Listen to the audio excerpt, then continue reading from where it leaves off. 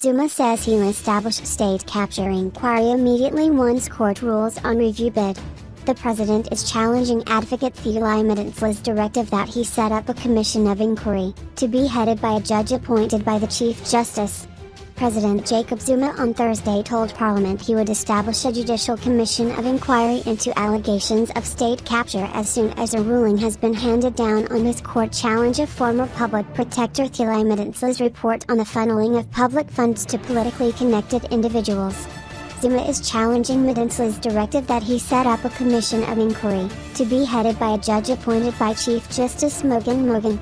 His lawyers have told the Pretoria High Court that Madonsela's remedial action must be set aside as she did not have the power to order the president to institute a judicial inquiry.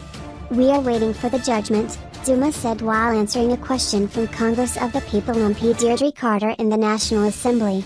He claimed that at one point he had wanted to go ahead and establish the commission of inquiry, but that his lawyers told him he could not, as the matter was sub judice.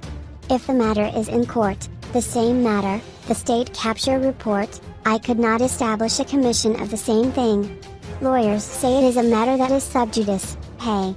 You want me to break the law? While the matter is in court, I establish a parallel process?" He added. "I wanted to do that earlier than anything else, and I am ready. After the judgment, I am going to establish it immediately. It is coming, my dear, don't worry." Zuma said his critics were wrong to say that he had failed to act on Madonsela's report, titled State of Capture, that detailed suspect dealings between public companies and the business of the Gupta family. "I then said the remedial action of the public protector was unconstitutional that I had to undertake, and I took the report for the review, so I never sat and did nothing. I took action to review the report. I could not push the dates of court, that is out of my responsibility." He then threatened that a commission would not spare the political opposition. There had been too much talk about corruption, even those who are most corrupt they point the finger at the other. Corruption started long before 1994 on the wealth of the state, on the property of the state, so those who are calling for it are going to regret.